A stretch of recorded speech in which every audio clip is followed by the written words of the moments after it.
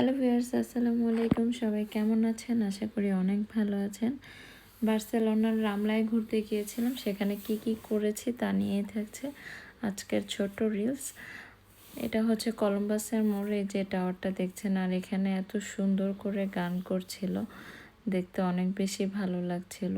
আর মূর্তিগুলো এত সুন্দর কারুকাজ করা, যেটা কাজগুলো খুবই নিখুঁত। আর এই জায়গাটা এত ভালো লেগেছে, এটা স্পেনের বার্সেলোনা মারমাগনাম নামে পরিচিত। ওই এত শান্তশিষ্ট পরিবেশ, এত ঠান্ডা আর এত নিরিবিলি যে আমার অনেক ভালো লেগেছে। পানিগুলো এত পরিষ্কার।